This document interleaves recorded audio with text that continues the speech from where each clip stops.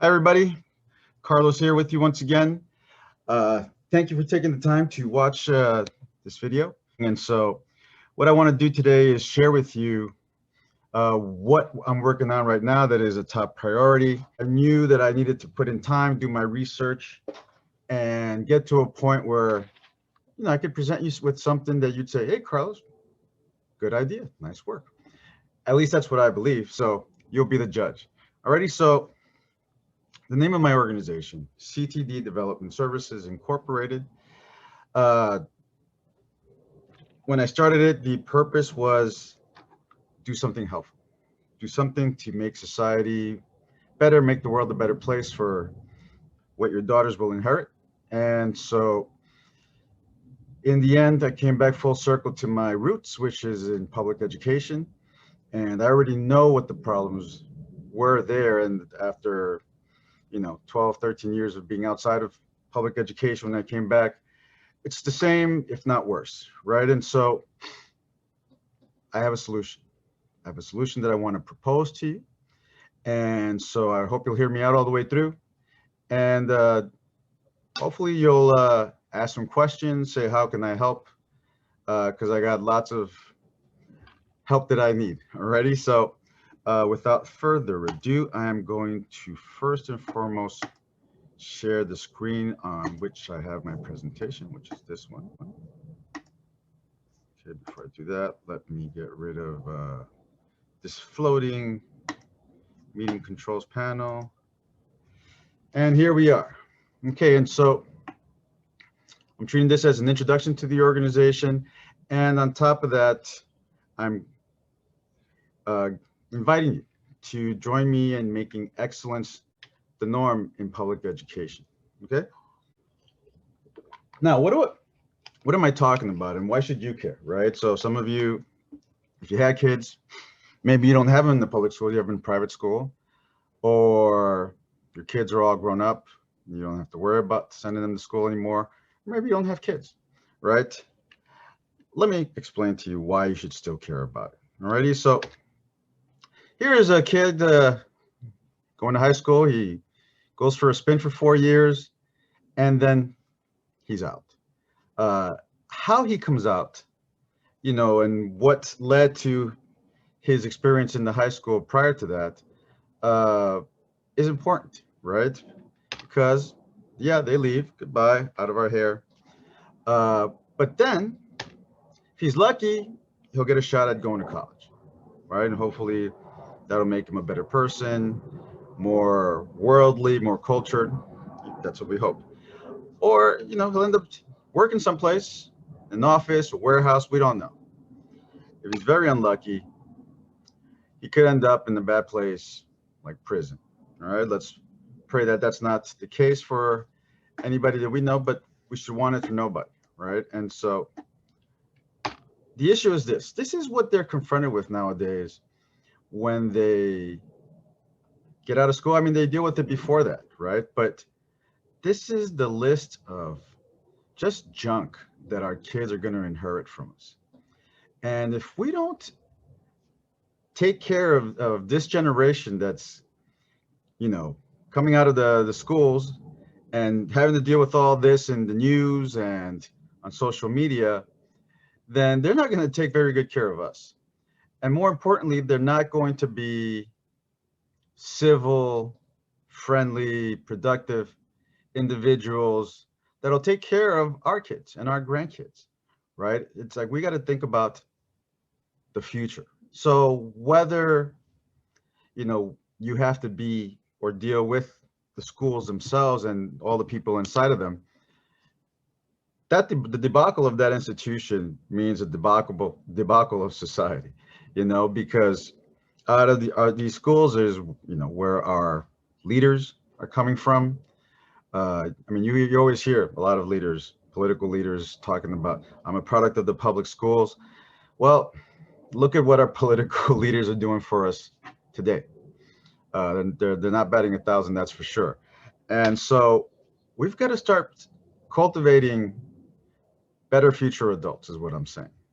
But the other reason I think you should get involved and care about what's happening in our schools is because the price tag has gotten really high. We're spending over $700 billion a year.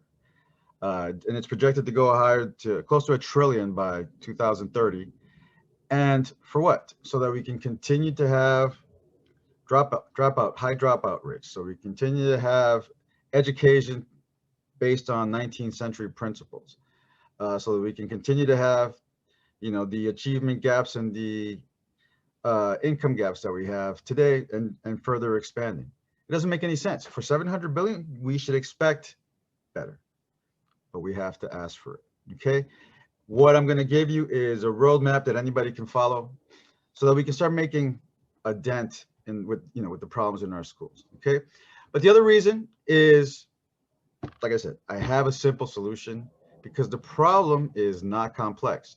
It feels that way because we let the pundits, and in education, for some reason, freaking celebrities like to speak up, and everybody wants to give a teacher $1 billion, right? Or $1 million, whatever it is. It's like, shut up, because people listen to you at celebrities and nobody cares. Well, some people care, but people of substance could care less. So please shut up and let smart people with integrity, people who are committed, do the work. Alrighty. And so I'll make it real clear that everything that you think is where the problem is at probably is not. Okay. And so, but the simplicity of the problem itself is what's going to give us a winning chance to affect the place that we have the most control over before they go out into the world and become a part of the problem. Alrighty. And so that's why I think you should get involved. I think you should care. All right. So if I were to ask you, to what would you attribute the failures of our public schools? Whatever you think they are, what do you think is the reason? And I give you examples of the failures that I'm talking about: the achievement gap, the fact that more and more of our students are disengaged, even the good ones, the dropout rates, the lack of preparedness of graduates or dropouts to do anything else, after they get out of school, especially if they're not pursuing post-secondary education, and the unequal outcomes. These are just some of the examples of hot topics that have been hot since I was a little kid, and they're still hot today. But what do you think is the reason that these things happen?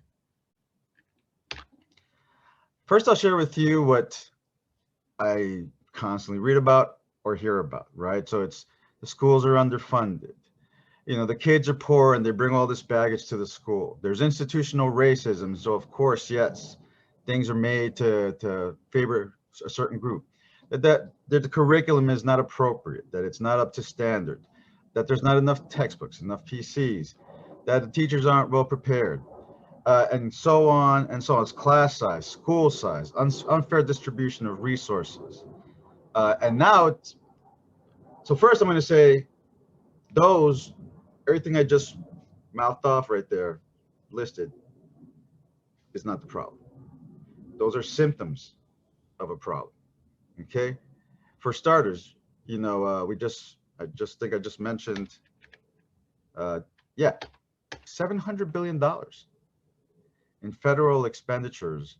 I mean, not federal and state expenditures on public education. That's $700 billion is a lot of freaking money. Don't give any more money to the schools is what I've been saying lately. And I'll show you why. Okay.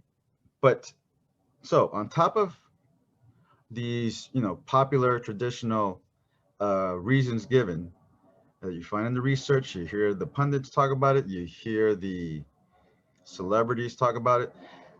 Now we've added more mess to worry about. So it's not like these other ones have gone away. Now we have new problems. Those other problems are still there, and not that they're problems, but they are some other people. But now we're talking about the addiction to social media and smartphones and chronic absenteeism and school environments, bullying. Now we're doing this social emotional learning. Teachers having to learn how to do that. And in my mind, as a teacher, our experience as a human being is always social emotional. So what the hell are we talking about? And that there's these overwhelming student needs because they're so freaking poor. Tell you one thing, I haven't seen a skinny poor kid in a long time, so we're not that poor. But so that you don't think I'm speaking out of my rear, uh, here, I did a study of 15 high schools right here in my neck of the woods because I was doing a comparison of my kids' high schools to other high schools. I was trying to prove a point, ended up becoming a whole study.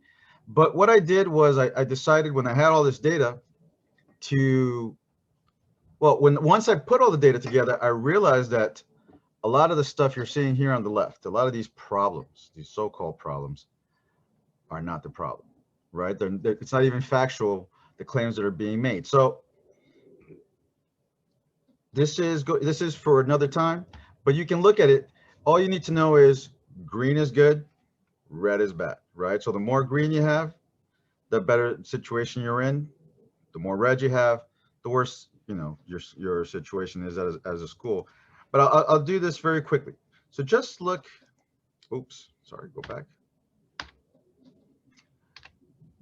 If you just look at the bottom, let's say 5 schools, 6 schools, you'll see how much green they have. What that means is they have the more favorable conditions than these schools on the top, right, which have a lot of red, even though they're higher achieving. Okay, look at this, expenditures per pupil. I'll just show one.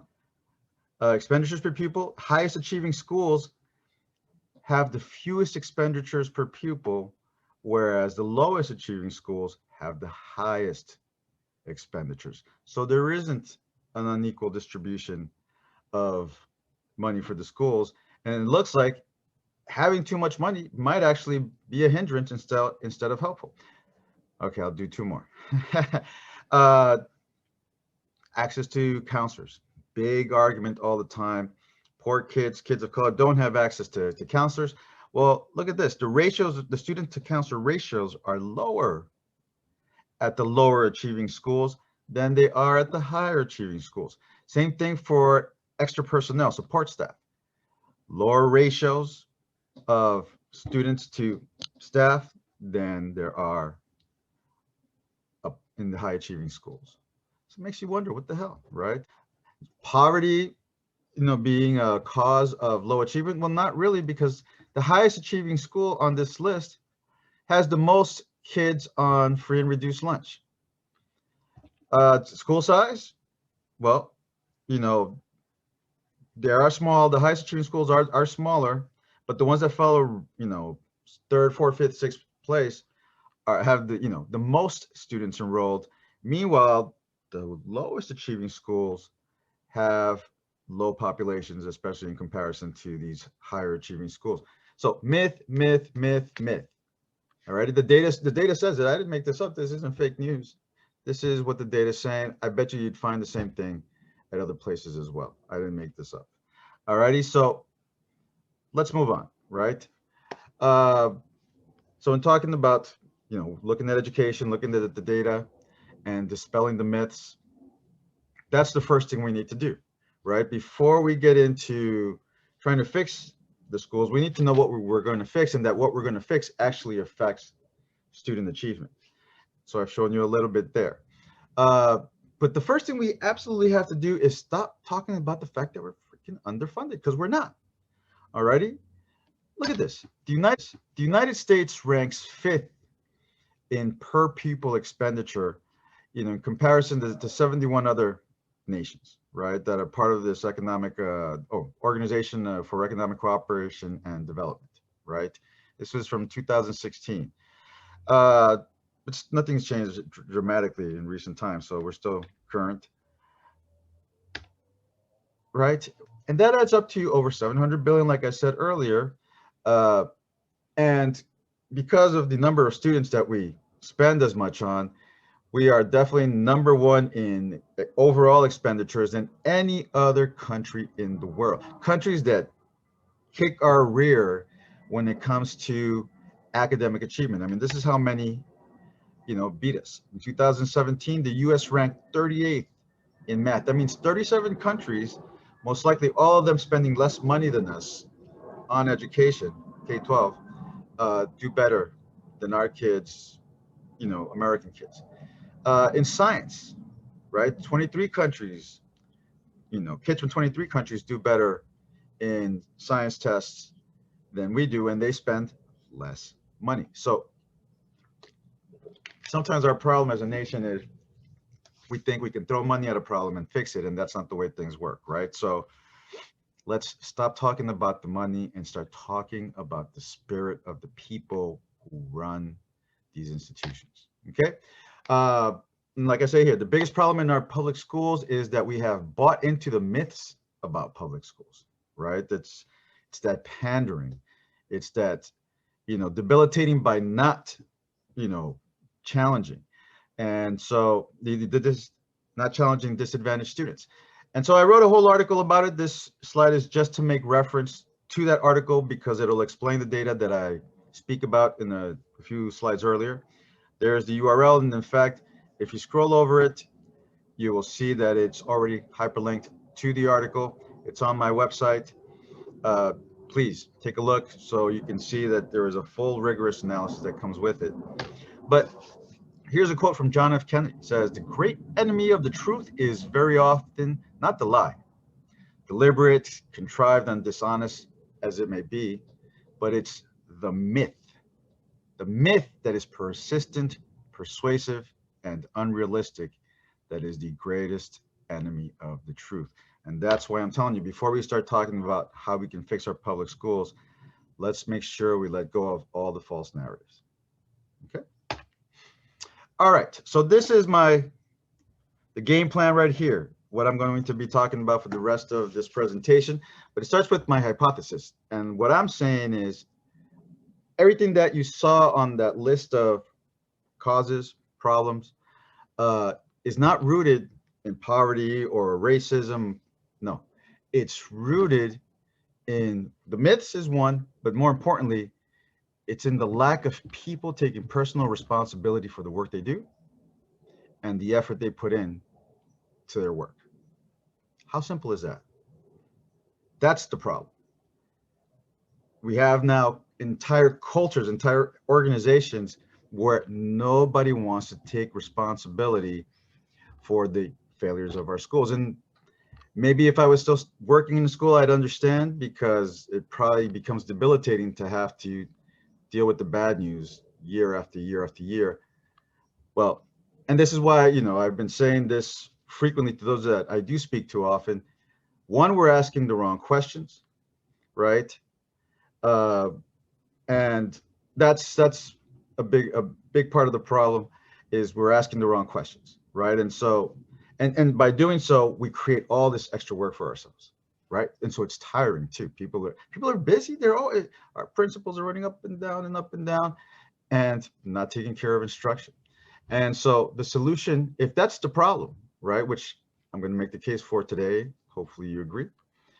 If that's the problem, it's that simple. And so that means the solution will be that simple. And what I'm saying here is that if every adult working in public education committed to simply doing their job, just do your job, and do your job to the highest standards of excellence you can achieve today with a spirit of continuous improvement, then most of the problems of public education are going to disappear, because they're not problems, they're symptoms of the problem. And the problem is plain and simple: insufficient effort, lack of people taking responsibility for their outcomes, right? And so all we need to do is get everyone to, one, do their job and do their job well. So simple, so simple.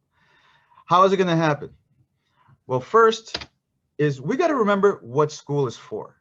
School is there to teach students some academic content, get socialized a little bit, and somewhat, address physical fitness needs. That's it. Schools weren't meant to send large swaths of American graduates, high school graduates, to college. Yes, we all would like that, but maybe not even, right? Not at the expense that college is costing us. But people have to understand, you can't ask a system to give you more than what it was built for. Okay. And what I have here is This is from an organization named Race Forward. I went to their website. They had a historical timeline of public education in the US. And it tells you this is what schools were built for. Look, starting with Thomas Jefferson back in 1779, one of our founding fathers. And he, back then, talked about a two-track educational system with different tracks. And in his words, one for the laboring and one for the learned, poor, rich. He said scholarship would allow a very few of the laboring class to advance by raking a few geniuses from the rubbish. So picking up the few diamonds off the trash. Okay, those are the principles upon which our public school system was built. You got to understand that, and you can't be mad at the system. You can't be mad at the people who are now perpetuating it, because despite its roots, it's generating more than you would think. But if you keep going, free public education, but only for the poor. It was never meant for the rich, because the rich, they go to their own schools. 1805, the New York Public School Society formed to provide education for the poor children, to emphasize discipline and obedience qualities that a factory owner wants in. So our schools were built to cultivate discipline and obedient factory workers. Okay, factory jobs are dying, but the system hasn't changed, and so expect it to continue to continue producing, disciplined and obedient factory workers. That's what the system was made for. You can change the standards, the curriculum, all the policies that are in existence. The principles are so subtle that I'm sure many of you don't even see how we perpetuate those things. Things as simple as ability grouping, right? And creating a school within a school. These are things that are done every day that poor people that come from poor backgrounds, that are people of color, perpetuate, because schools were built for one thing. That keep going, you can see each one go as far back as 1837. A major industrialist thinks formation of the Massachusetts State Board of Education is so important to factory owners that he offered to supplement the state salary with extra money of his own. Okay, I mean, you can look here, all these, every move, every funding, right? The rich have always paid for the public schools, even back then, and they still do today, because they're the ones who paid the bulk of the taxes, right? So we want something different, we want something better, we're going to have to build it. But until we get there, we can't put stress on a system that can't handle it. That's like asking a computer from the 1960s to do what a smartphone can do today. That's what you're asking for.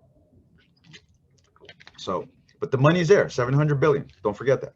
Okay, but then number two, remembering if school is to teach our students, right? That's it. Then who has the greatest influence on their academic success, academic achievement? The teacher. Not just the teacher, but the quality of the teacher, the quality of the teacher's instruction. Remember that.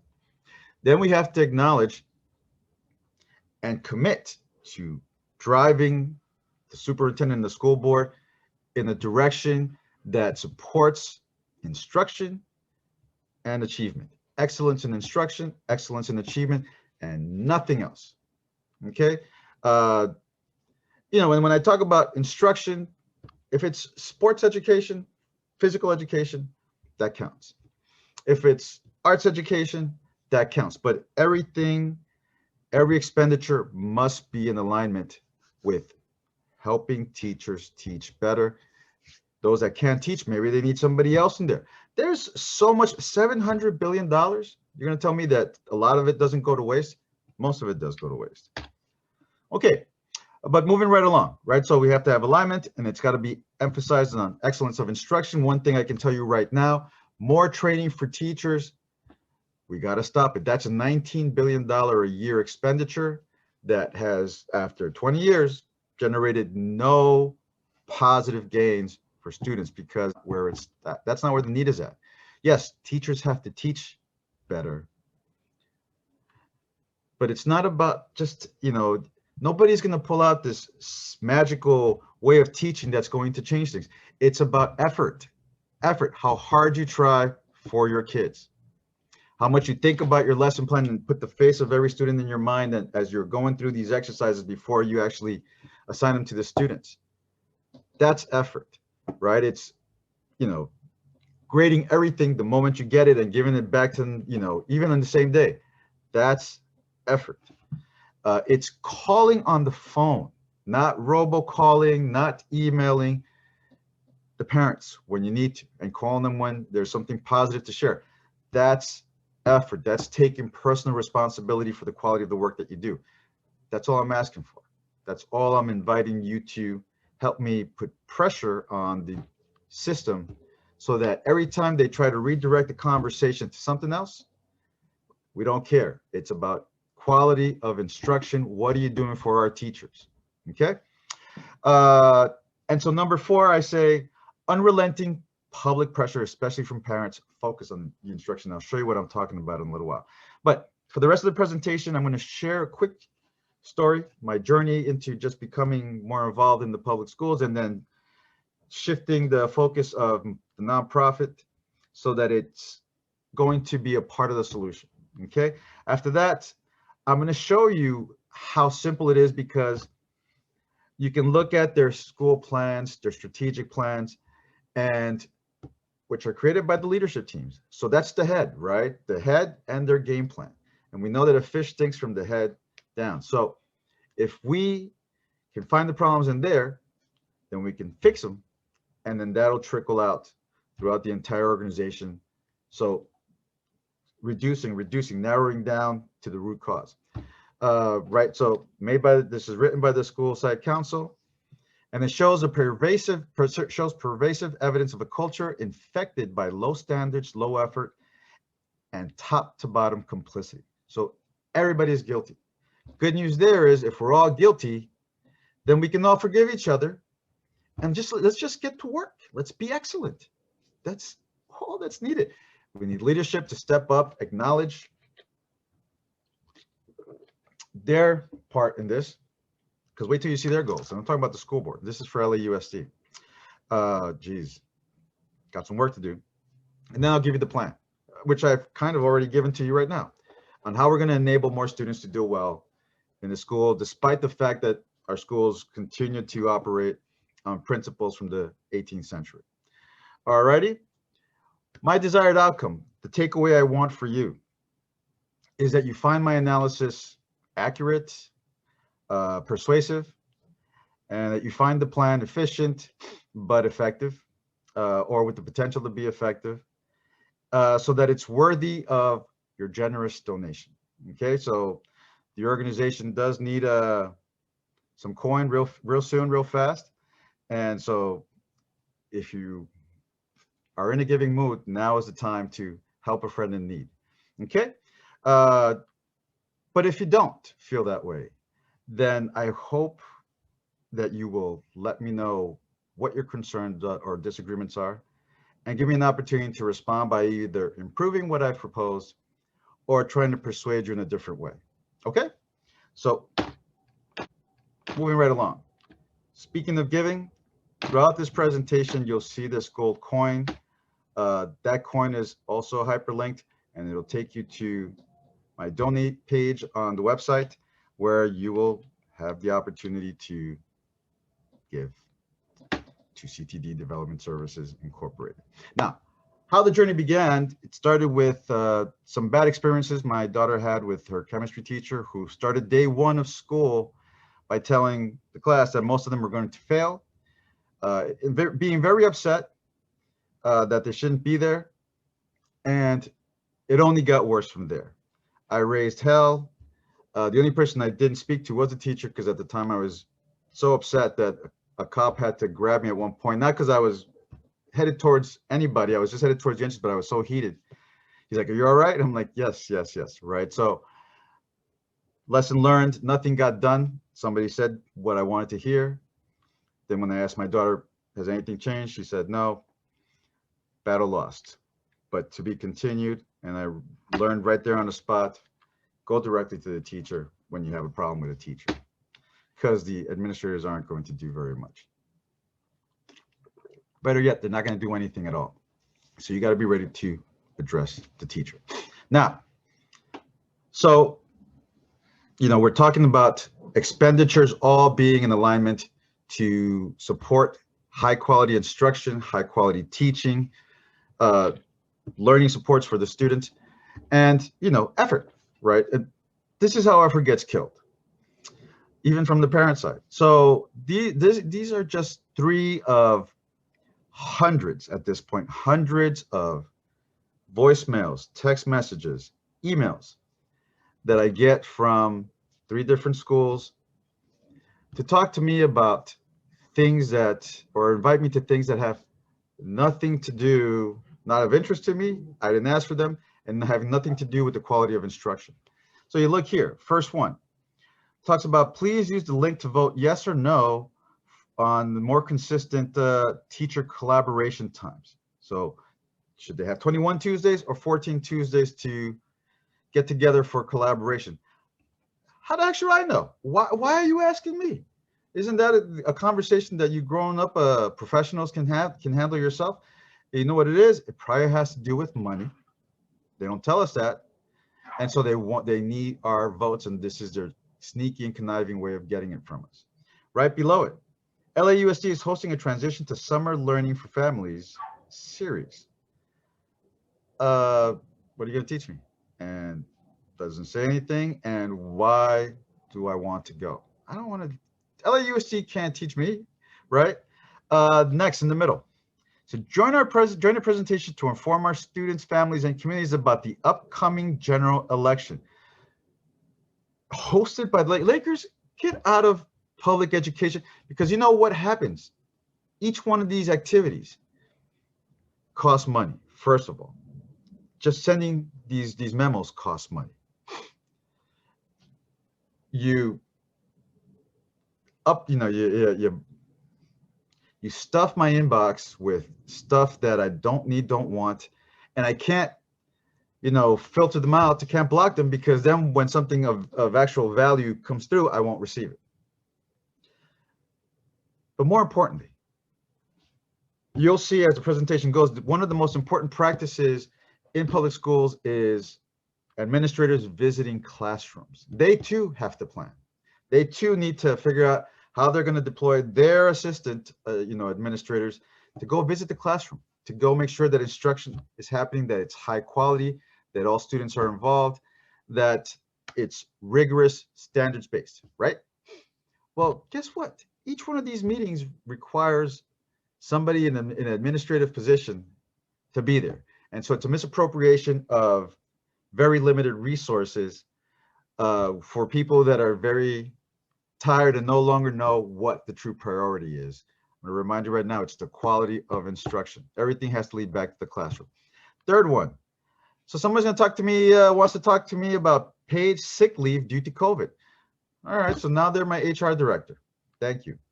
So can't afford computers for the kids. Until this very day, some of the kids still don't have the right hardware to take a test and be able to complete it. Yet there's money to conduct these events. And let me tell you, if you want to, here's some budget data from the Los Angeles Unified School District, and look at how much they have for technological support. $15.7 million. In comparison to, it's scratched out there, 2-3, which because I redlined it, but it reads curriculum design and implementation to align content and instruction to CCSS. I don't know what CCSS is, but I can tell you that for 25 years, I see these crazy expenditures on curriculum alignment. Come on, every year, the standards don't change every year. The textbooks don't change every year. What the hell are we doing? Anyways, but we don't have enough money for computers. I'll take that 144 million and give it to IT. Let's hire some Google types to work, in our IT department that are a little bit more gifted. I'm sure these guys do a fine job and work hard, because I know their website inside and out, which is why I can say no, but I'm sure they try. But we need some higher caliber for 650,000 students that we have. Instructional staff for professional development and curriculum alignment. Yeah, give me those 9 million as well. Send them all down to technology support. My principal had to like jump through all this red tape to get some computers for our kids who were so desperate. So desperate, it makes me sad. That they had their families, their parents drive them to the school. They're like, we can't get in. It's fucking the second semester. Anyway, sorry. Okay, but moving on. So this is the journey, right? I'm still telling you this is what got me so heated. But okay, now it's COVID time. I write a letter to the parent and community engagement unit because, yeah, this is what I'm getting, you know, from the schools and the district. I'm like, stop sending this stuff. This is why parents aren't picking up anymore. This is why they're not responding. It's like you're overloading their inbox, you know, with garbage. And we're about to go into distance learning for the very first time. And having done, you know, video conference training for my old company for years, one mistake is all it takes. One bad piece of planning is all it takes to just shut everything down and have to start all over the next day. And so that's what I wrote to this department about. And what I got was silence. So I said, you know, next time I'm going straight to the head and I'm going to be direct. And so I was. And so earned myself a meeting with this person. She's a director with an EDD and everything. And when we were done, I wrote a follow-up, you know, thanking her and then giving in writing what we had discussed to make sure that there was follow-through and also to start the paper trail. So I want everybody to know I'm paper trailing everything. I film everything. I record everything. Okay, because enough is enough with more silence. Okay, and so the fact that we're dealing with master bureaucrats means that I have to get people involved, more people involved. And so that's what I'm going to start doing. That's what I've been doing, actually. So this is where the data part begins. And what you're going to get is a look inside the mind of the people that run our schools, including parents. And you'll get to see that through my analysis of the Venice Senior High School Plan for Student Achievement. Every school that receives Title I funds, which is federal funding to overcompensate for the lack of resources that a disadvantaged student may have, every school that has 50% or more of disadvantaged students, I believe, can apply for Title I funding. And so that's, you know, 70% of the attendees or enrollees at LAUSD are on free reduced lunch, maybe higher. But the point is, that's what the plan that this group writes. It's the school site council is the one who writes the plan to then obtain that funding. So it's separate from the state funding. That's also a part of it, but just looking at that. And so there are many, probably most of the schools in LAUSD that have a school plan for student achievement. I'm sure anyone that does has to fill one of these, whether it's in California or outside of the state. And so I can tell you right now, bet you $100 each that you're going to see the same thing in those plans as well, even if the schools do better than Venice Senior High.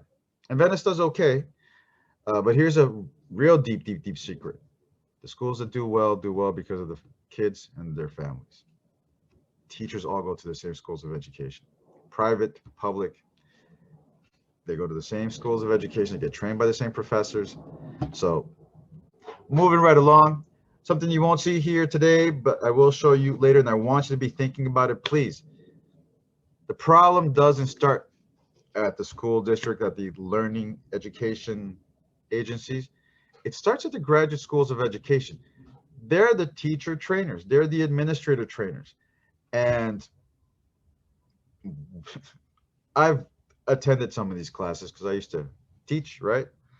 They don't give you anything that you need to deal with, especially the principals.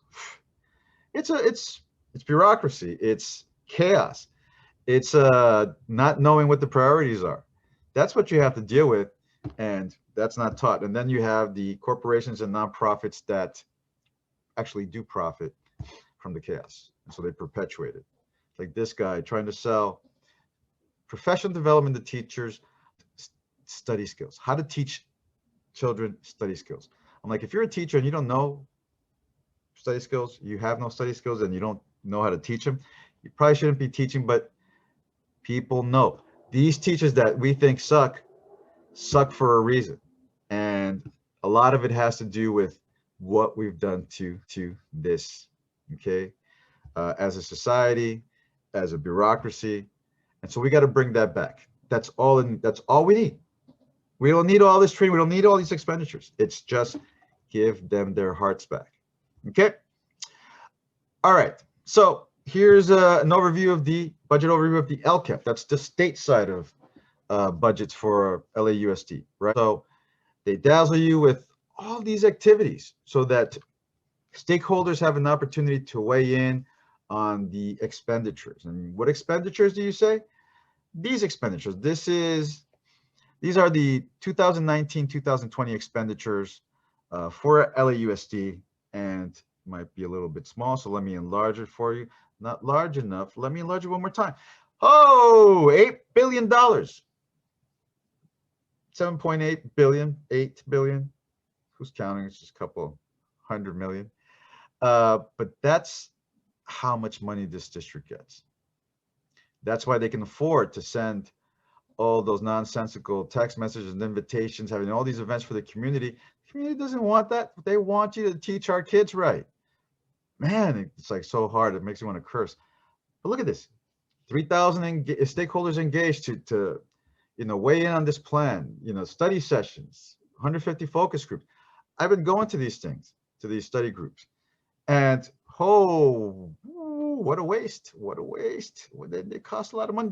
They have entire staffs. That's what this parent and community unit that I was talking about earlier, that's the work they do. They're not going to deal with the shit I'm talking about because they're busy holding all these events, training us. This Saturday, they're going to have trainings on how to do math with your kid.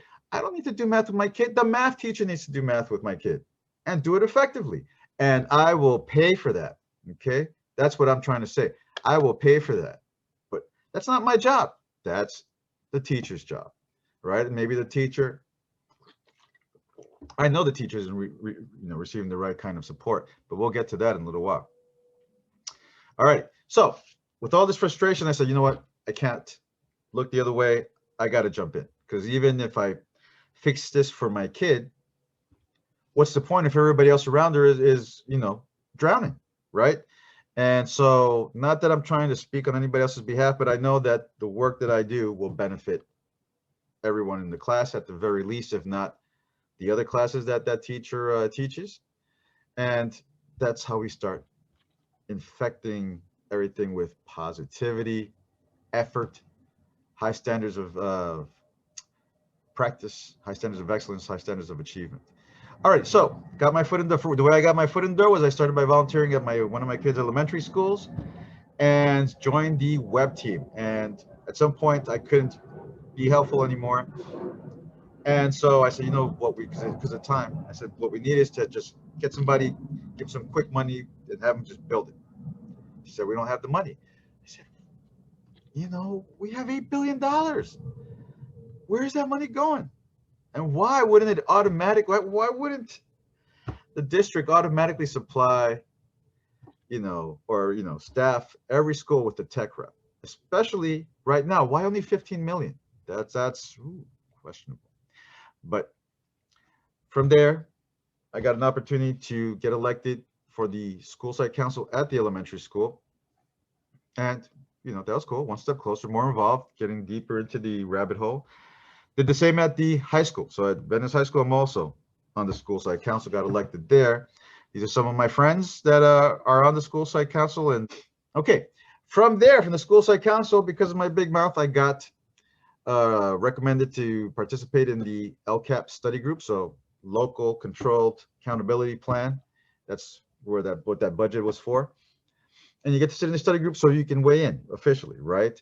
And it's now been 4 meetings and half a year later, and we haven't had a chance to talk about anything. We spent one day on elections for the Parent Advisory Committee, which I'll talk to you about in a second, but also like learning all these rules about norms of conduct, standards of conduct. I'm like, what? We're not going to fight here. We're on Zoom. Does anything come out of these things? Because now I feel like I'm wasting my time, because I'll drop some knowledge and some wisdom, and I think everybody's like, ooh, he knows a lot, but so what? So what? Nothing else happens, right? Nothing comes out of it. And you know what? I hope nothing comes out of it, because yesterday we finally did get to weigh in on some things, and this is what was shared, right? There's 6 goals that LEUSD has on their Lcap, and this is a breakdown of the actions and services by goal. And everybody that was present, not this group, it was a different group, parents, all parents, very concerned, very serious, it's like, yeah, the computers, we know that a lot of the kids are still struggling with not having computers at work or having hotspots that don't work. And then they all jumped on board with like, yeah, and special education, they need help. And I'm like, are you reading the dollar amount that's there? That's $1 billion for special education. Now, I got no problem with, decisions that were made already, because I wasn't there when they happened. But I did do this research already in advance at Venice High. When you look at the expenditures, the staff expenditures for regular students and the staff expenditures for special ed students, you get a ratio of 6 pupils per adult professional working with these special ed students. Whereas for the regular non-special ed students, it's a ratio of 24 pupils, 25 pupils per, in that case, most cases, a teacher, an actual teacher, right? So with the special ed, you get the special ed teacher, but you also get the special ed assistant and all other kinds of, social, psychological support staff. But 6 students to 1 is the ratio. And so before let's just throw some more money at special ed. It's like, can somebody look at some kind of assessment can somebody go observe the special ed instruction going on? Because maybe we're just wasting money and we think it's more money, throwing more money at the problem solves it. No, wrong. Okay, so more to say about this Lcap thing, because we can't have folks that don't know what they're talking about. I appreciate trying to get parents involved, but if people don't know what the fuck they're talking about, they should be told, you don't know what the fuck you're talking about. This is $1 billion. This is, money not being thought about. You know what the problem is? Public school is public money. That's your tax dollar, because who I'm speaking to right now, I know is an earner. You have your mortgage, you have your savings, and you get taxed up the wazoo, especially in California. And the people that are sitting around the table at these meetings, it's not their money. And so they're like, let's throw some more special ed. It's not their money. We're all public school parents. We don't have money, right? And so we don't know how to manage it. We have no idea about budgeting. I mean, I count myself in that group. I've, studied a little bit more, but hey, look, I'll take myself out of the equation too. But I was the one saying, guys, hold up. What are you doing? You can't just say give more money, ask for more data. Okay. But being in that Lcap study group did gain me an opportunity to then get elected for the Parent Advisory Committee, which I did. Maybe I should run for politics. But yeah, this group takes the input from all these different local districts, study groups, and we get trained more thoroughly on a whole wide array of things, except the quality of instruction, except accountability for the lack of effort.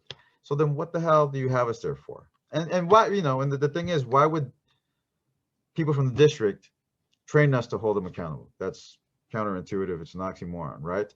But I'm going to be sending this presentation to whomever is getting this video as well. So you'll see what they're talking about. I mean, they've had us go to meet and greets to meet the Department of Data and Accountability, federal and state programs, access and equity, acceleration. There was the Budget Services Division that we met with, the Human Resources Department. There's the Office of Parent and Community Services, and that's about it. There was another one that we had. Oh yeah, we had a presentation on equity. All these presentations, all these meetings, no purpose. Just let's give you a taste of everything under the sun. And we're like, dude, our kids are drowning. Our kids are not getting everything that they need when it comes to instruction. It's about instruction. Please, can we get to talk about that? And we don't. So they're starting to get it though, because we're giving it to them. All right. Imagine all your students just rebelling against you. That's what this department has. This Department of Parent and Community Services has a staff of like 8 to 11 people. And all they do is train parents on things that distract them from what matters. That's why I'm doing this, right? And so my mission is to compel, train, and enable K-12 parents to transform their public schools into 21st century civic centers and learning communities. And you can see there, I'm going to compel them with data. I'm going to train them outside of the district, because the district, all it does is distract, block you. Anytime you start making sense or you start making connections, especially now through Zoom, it's impossible. The themes will be excellence and instruction. Keep it simple, stupid. When it comes to excellence, I will be hitting on excellence in the home, excellence in the classroom, excellence in the boardroom. All righty. And the way that these parents will become enabled is by modeling modeling the behavior, modeling the procedures, the presentations, then giving them an opportunity to practice with me, with each other, before they have to face a crowd of their peers, and then be there to support them once they begin. Okay.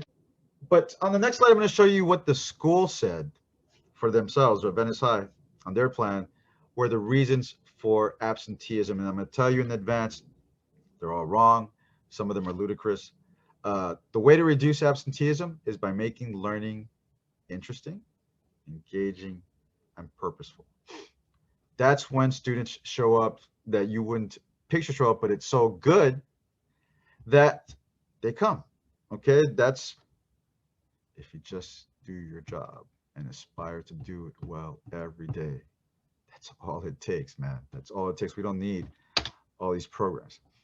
Second, now that we've actually had the courage to try distance learning because we had no choice, there should be no absenteeism, right? So my kids haven't been absent once, first time.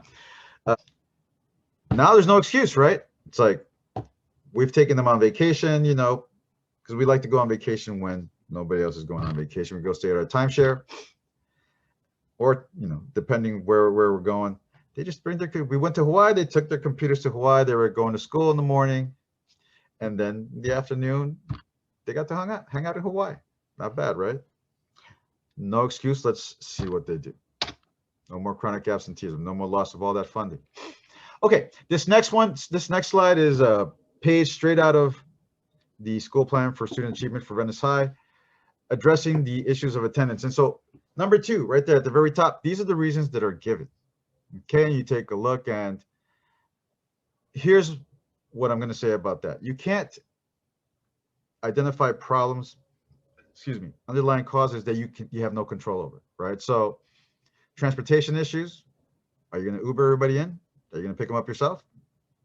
Not going to happen, right? So that's not what to bring up. Let's see. The parents. Oh yeah, they allow them to get away with this and have no consequences for them. Who wrote that? That's like, you have some nerve. But fine. Can't do anything about that. Distance from home, unless you're going to buy real estate for everybody in Venice. You can't do anything about that. So why are you bringing it up? And notice that there's no taking of responsibility. There's no talking about how teachers can have this immense power to discourage students from trying, right? And so this is what I see in this set of underlying issues that the school site council selected. Yeah, so there's the ones you can't do anything about, blaming the victim. So if you see that line at the bottom of number 2, I believe one reason for decrease is due to in attendance is due to large freshman class this year. Many with a history of chronic absences. I bet you she doesn't know that at all. She has no data to substantiate that. In addition, many of these students came with poor grades and academic skills, a known reason for absenteeism. I bet you the person who wrote that doesn't know that. Doesn't know that. Oh, right. But in the end, I treat that as blaming the victim, right? And so let's look at, they were able to increase their attendance last year a little bit.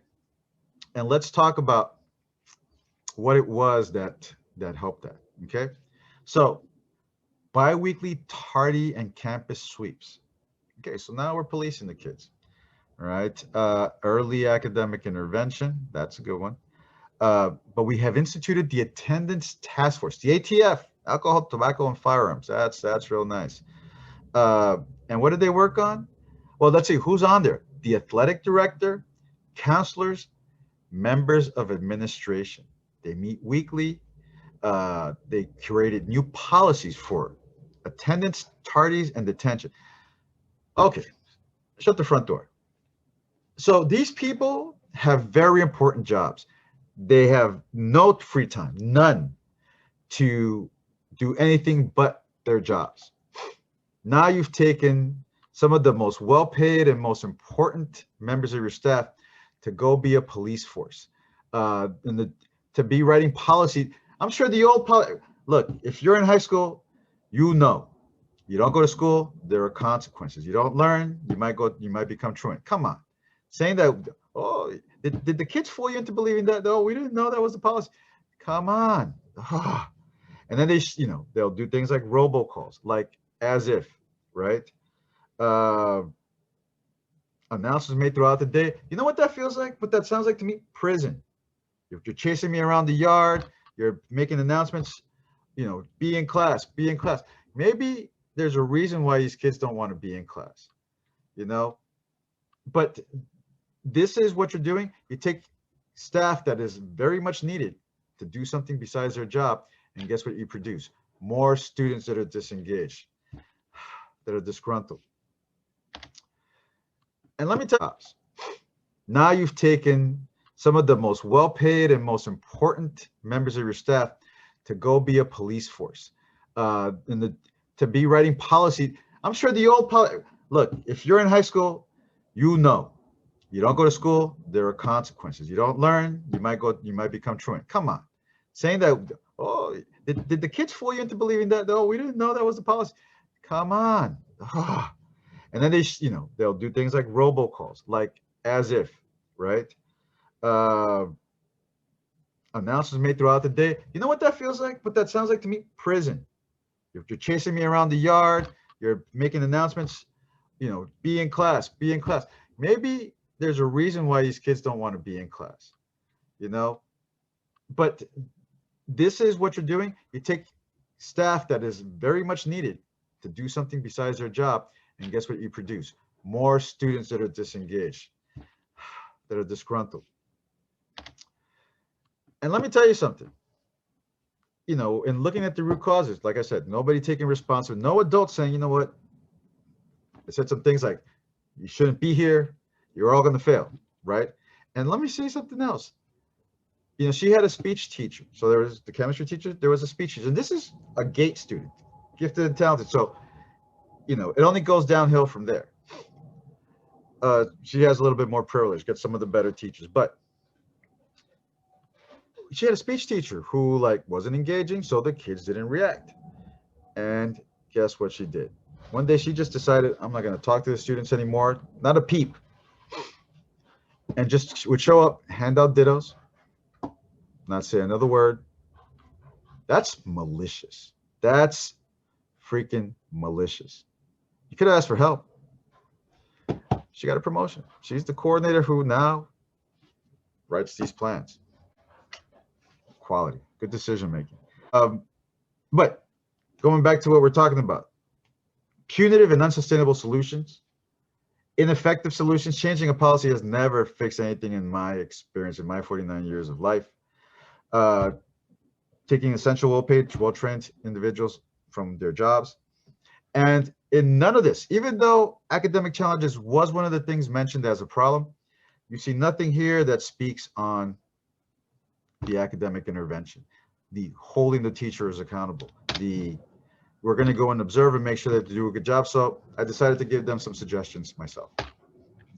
The holding the teachers accountable, the we're going to go and observe and make sure that they do a good job. So I decided to give them some suggestions myself.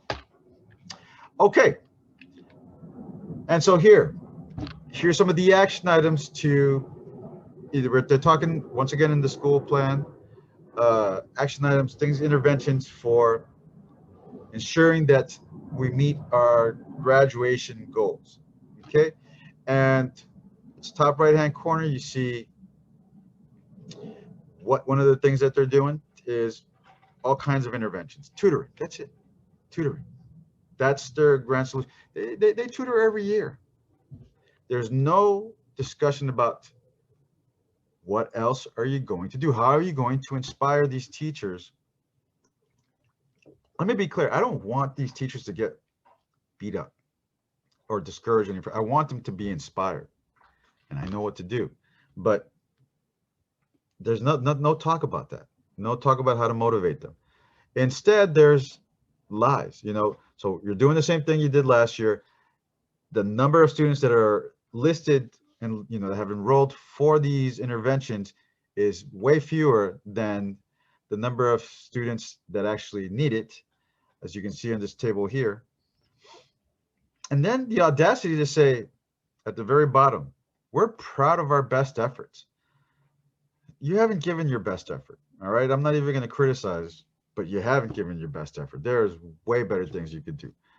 And then, she says up at the top in the red box, counselors review work with their students to offer them a variety of programs as a way for students to catch up. That's bull. That's bull, because I asked my kid and she said, the only reason I've ever spoken to my counselor is because I went to her to take me out of that chemistry class. If I honored your request, I'd have to honor everybody else's request. And I'm like, and what are we doing about this teacher? This guy's got to go. Okay. Nobody else am I saying that about. This guy's got to go. But nobody doesn't. And I went as high as I could. This is why I'm asking for your help. Let me stay in this fight. I can fix this. I can fix all of it with this very simple idea of just having high expectations for yourself and high expectations for those you serve or who serve you. That's it. That's it. If enough, and I've got the team now. So let me keep going so you can meet my team. But this is how deep it gets, right? So here I'm saying this is how deep it gets, right? So here I'm saying this is why I'm asking for your support. And I'm saying, look to your left. This is a copy of the first few pages of the school plan for student achievement, where the higher ups in the school and in the local district sign off on these things. So they see the same things I'm seeing. I'm seeing the same things they're seeing. And this got approved by the school site council, which is teachers, parents, the principal, the coordinator, office personnel. They want parity, but it also includes students. All right. And this is the most concerning part. These are your high achievers got voted in. They're popular. They're smart. They're learning the wrong way to do things. If they, they're going to see this is how we handle intervention. This is how we handle attendance and low graduation rates, by doing stupid things like just the same thing as last year. There's no effort.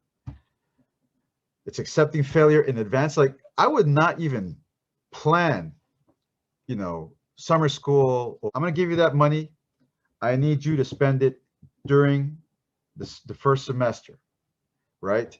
And you need to figure out what you're going to do to help that teacher, all that money that's spent, because guess who? The person who tutors in many cases is the same teacher that gave you that F, right? So you couldn't understand the first one. Now he's going to become more articulate and clear and put effort into it? Probably not. But it's even worse, right? The tutoring now is happening for free, and it's being done, well, not totally, but by online software. No personal touch. It's crazy. But going back to why I'm asking you for support. This is what I'm up against. So it's the school site council, the leadership team at the school, but it's also, that still needs to go through more hands. And so you see here in the bottom left, the local district superintendent or designee, the local district English language compliance coordinator, local district PACE administrator, local district Title I coordinator. These are some well-paid higher ups, some of which I've reached out to and I got the silence from, remember? They don't read these. Because if you read them, then you'd have no excuse and you'd have to acknowledge being an irresponsible, incompetent person. And so I don't want to say that about these people. So the only other explanation is they don't read them. Every box seems filled. They filled up the whole box. They wrote more than they had to. We like that. Thank you very much. Accept it. They wrote more than they had to. We like that. Thank you very much. Accept it. That's the problem that I'm dealing with. Okay, moving right along. This is classic. So check this out. So graduations, right? So there's a certain graduation rate. In fact, Venice High graduated 81% of their students last year, which, no, actually the year before, which is crappy. But here's the thing. Okay, so it's this plan got signed off on October 2020, right? So beginning of the school year. And they had stated that by June of 2021, 85% of the we were going to jump from 81.5 to 85%. And I'm thinking, you freaking unambitious, non-risk taking, no heart having individuals. I mean, once again, it's like they're not, right? They're good people, but it's like, where is your ambition? Where's your creativity? Why would you rule out 15% of the student, the seniors, when the school year's just begun? What can you do to get them there? And fine, let's say they're so far behind, no chance on God's green earth to be able to help them graduate. I wonder, do you even know who those 15% are? And I haven't had a chance to ask that question, but I bet you it's just an arbitrary number. We went for 81 last time, let's go for 85 this time.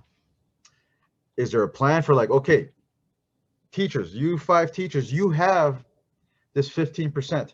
This is what we need to do to get them up to speed. What do you think you need? Put a plan together. Intense intervention. God, I wish I would have left this slide about Freeway Rick Ross, biggest crack dealer in Los Angeles back in the 80s and 90s. He graduated from high school illiterate, could not read. That's why he became a crack dealer. He said, if I would have known how to read, I would have done something else. And his cellmate said, you're a smart guy. You can read. You can learn to read. He said, I can't. Yes, you can. Think about what he said. Yes, you can. You can learn to read. 2 weeks it took him to learn to read. And after that, he was good. 2 weeks. So don't tell me that we can't turn these kids' lives around if we just tell them, yes, you can. And those resources for intervention, why plan for failure? Plan for success. Right? They don't know who these 15 kids are. I bet you they couldn't. I mean, 15% of the seniors are. They couldn't even mention their names. And let's say for a moment they did. Would they have offered them a plan? Said, look, you're not going to make it, but we're going to put you in, a career or a trade path. We'll do something, right? Get your GED, but we got to get you. You got less than a year before you hit the real world, and we got to get you ready. Right? You speak to a kid like that, he's going to react. he's going to attend school every day. But if you put him in that speech class that I told you about, yeah, of course, I'd be out too. But here's how crazy it gets. Perception, 81% of the students graduate. Reality, only 45% are ready for life after high school. It's really college and career preparedness. I hope somebody else is outraged about this besides myself. If my kid was one of the 36%, never mind. So how much do you think this is going to cost us to fix the schools, to actually get them to turn around and care about the work? Give a shit. Care about the work you do.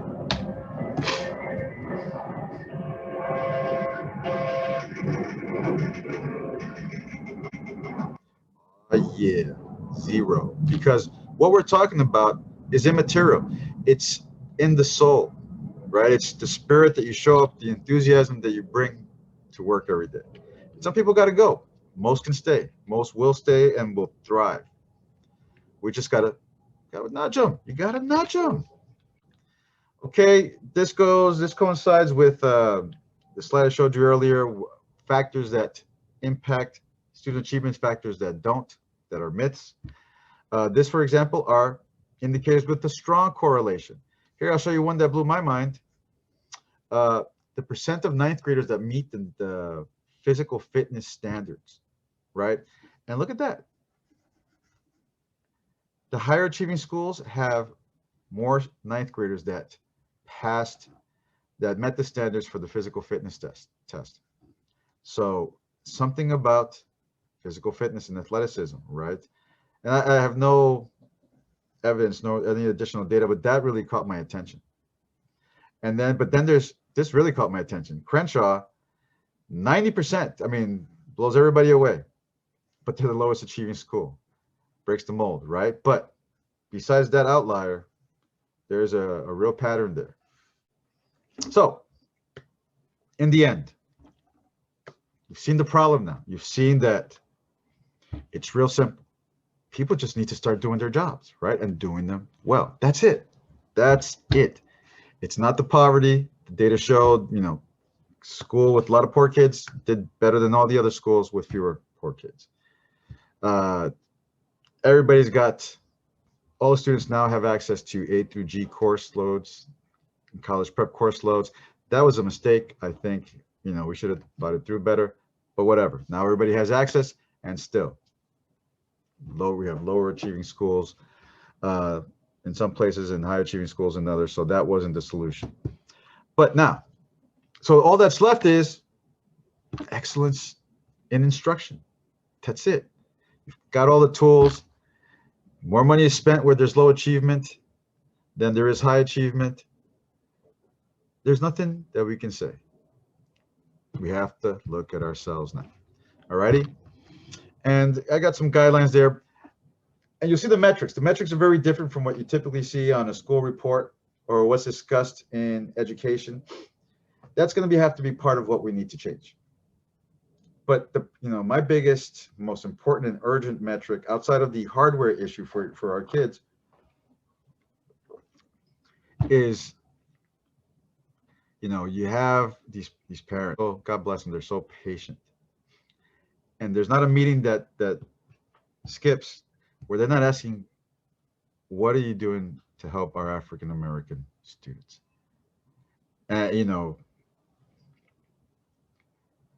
I could hear the pain in this mother's voice when she's like, Black kids are doing worse than the English learners. I mean, they're coming, born speaking English, born with all the rights and privileges of being American. And these immigrant kids, they're not saying this, I'm saying it. They can't speak a lick of English by the time they get to a certain grade. Still classified as English learners, but they're doing better than our kids that at the beginning, should be starting with an advantage. And, 2 times we've had 2 visits from different board members, and the reply is always, yeah, I'm working, we're working on this. Oh, it's going to cost a lot of money. We have the money. It's just being spent on garbage, first of all. And stop saying, yeah, we're working on this. Do it. Do it. And it doesn't cost money. It costs you being a leader and saying, teachers, superintendent, let's focus. All we need to do is do our freaking jobs and do them well. You. IT. I'll give you what excellence looks like in IT, taking responsibility and putting in effort. It takes you, when you receive, the new Chromebooks, to distribute them to the students, before you just give them out, test them, test the hotspot, drive to where they live and see if they work. We have $8 billion. Okay, that's what we did at my old corporation. But even there, even when we tested them, we didn't test them enough. But come on, these are kids, these are children, these are the disadvantaged, these are the poor. This is why they made public schools for us poor. Come on. Okay, so I want to introduce you to my team. These are all mothers from, with LAUSD students. They're in 2 to 3 schools, and they are active and on school site councils or English language advisory committees. And, they're all presidents. They've all, they clearly have community pull, which I barely, every election, I barely got elected. I don't know anybody. These ladies are presidents, at all 3 schools, if they have their kids in 3 schools for the different committees. And they're also, in the parent advisory committee. What they need is to be equipped and be trained, right? So, because they're on this parent engagement policy tip, and that's not where we need to go. Yes, parents need to be given access. We have the access right now more than ever. We have Zoom. We can sit next to our child and look straight into the screen and see whether or not the teacher is delivering quality instruction. And that's what we need to do. Okay, it's that simple. That's what we need to do. But I'm going to train them. Here's the plan for the next couple of months. And in the first box, you see build a coalition. Got my coalition, my team, right? They are going to bring people with them at the next time. I mean, they were all like, hey, you want me to bring more people at the next meeting? Because that's Zoom shot was from a meeting. But here are the things I'm going to be training them on, right? So I'm going to train them about this concept of excellence. But right thereafter, I'm going to teach them how to get 21st century, right? Because that's how you scale up.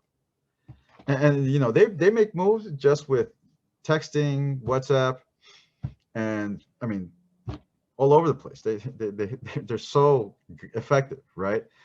Imagine what they can do if you give them a few more tools. They can make a difference, way more than I can. I'm just here to do my part and serve them, right? But right after we do that, and they get their training, next box, you see, we're going to have them, I'm going to ask them each to bring 10 of their most competent and committed peeps. And we're going to have a summit. Maybe it's virtual, maybe it's physical. And we're going to orient them to these things that I'm sharing with you today, to these concepts and these ideas. And like, don't let yourself get distracted. Thereafter, if it works out well with the 50 to 100 that come to that summit, we're going to tell them, follow up. See you in 2 weeks. Bring a friend. Bring a friend. Now we're 100 to 200 strong. Then we're going to take it to the school board. All right. We're going to have quick action. So there it is, the training. There's in April, we're going to do the summit. In May, we're going to do the follow-up to that. In June, we're up in the school board's, not face, but in their business, saying, look, we got some things that we want you to do. We got some mandates. First, we want to talk to the teachers union, because there's no reason we shouldn't be working with teachers and those that represent them. Okay. This is all for the good. We're not trying to pick fights unless you resist things that make sense, which is, am I being unreasonable? Just asking, do your job and do it well. That's it. Number 2, okay, so you got $8 billion. Let's look at the books. Let's see where you're spending them. Okay. Looking at that green sheet with $1 billion spent on special ed, that doesn't tell me enough. And if necessary, then I'll show my team how to go onto the LAUSD website to get the budget data for their school for starters, and then we'll break it down ourselves. But this should be collaborative. Number 3, yeah, we're going to mandate. This is all my plan, right? So we'll see what the ladies have to say, but demand that we take immediate action to define standards for everybody in a leadership position, right? Because, like I said, a fish stinks from the head down. So if you're a principal and you're not in the classroom observing your teachers at least 50% of your time, you're not doing your job. Goodbye. But then the district has to commit to freeing up 50% of their time to do this, which is their job, and nothing else. Because right now they got them running around all over the place. All these meetings that poor high school Griego has to go to the football games, the baseball games, the basketball games. When there was non-COVID, he has to check out the facility. He has to meet with all these people because they're doing construction. And he has to go to all these meetings that have parents, school site council, friends of gondos, PTA. How could he be effective? And I'm not saying he would if he had the time, but we would never find out. Okay, so God, I wish I could go over this, but I've spoken enough. Look, I'm going to be training the next time I meet with my parents.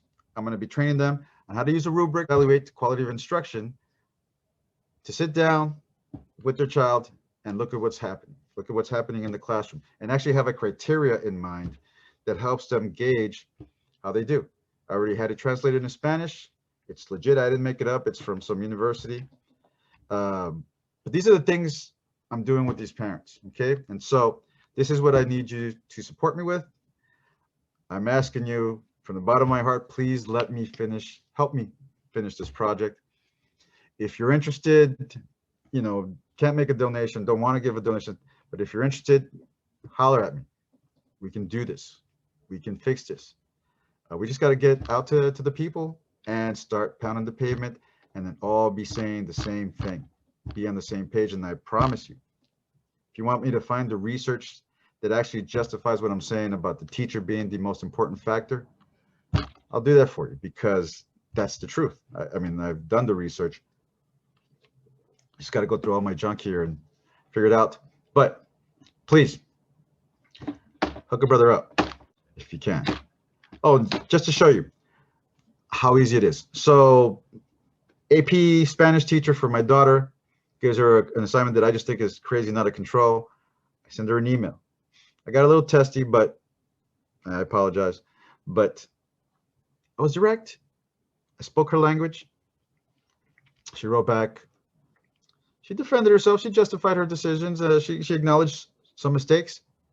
She thanked me. So she sorry. She apologized. And we're good. I got a good feeling that this teacher may have been losing her mojo, because the teachers are just as affected as the kids with this COVID, and kids not showing their faces on Zoom, not having any connection. So she got a little jolt. I got to follow up with her and thank her for her reply and everything. But that's how simple it has to be. We just have to start talking to one another and being partners when it comes to our kids, and everything will work out really well, much faster.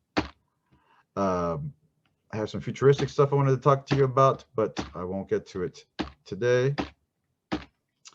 But do want to get to this page. And like I said, everybody that's watching this video is gonna get a copy of this presentation. And so here I have links to the pages on my website where you can go and make your donation. You can also help by support. You can buy stuff that I have for sale on eBay for loose_71, which then the proceeds go to the nonprofit 100%.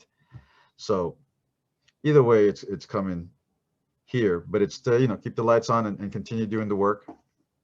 And then if you shop on Amazon Smile, then a few pennies of each purchase go straight to a fund for a grant for CTD Development Services. And so There's several ways that you can help.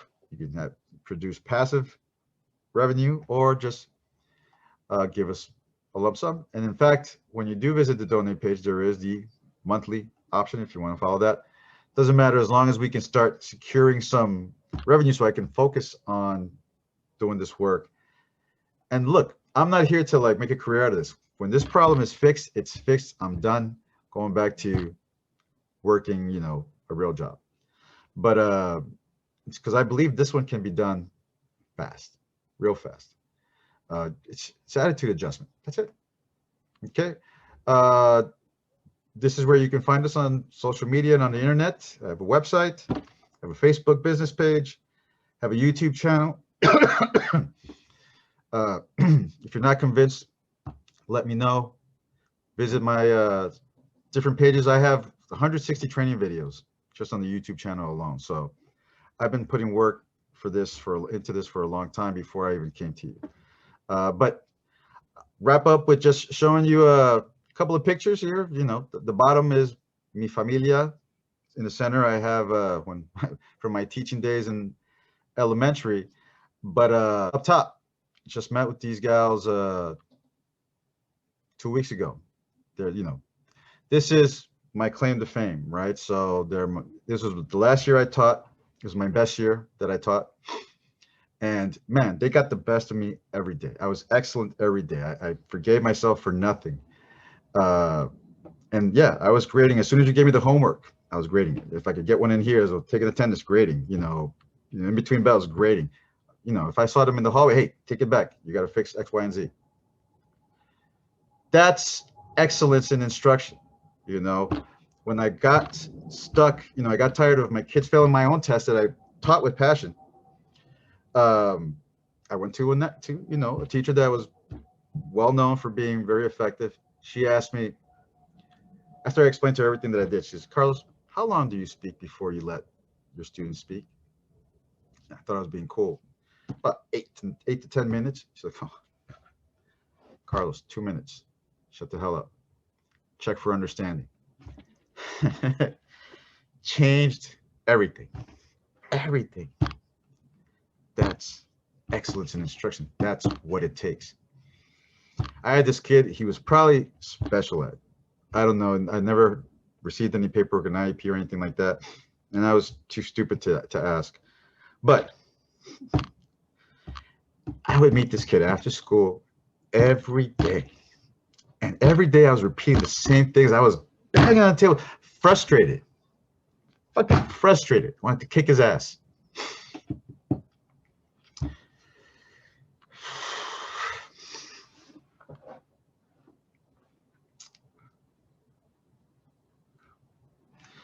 When I left, he found me before I left and he said,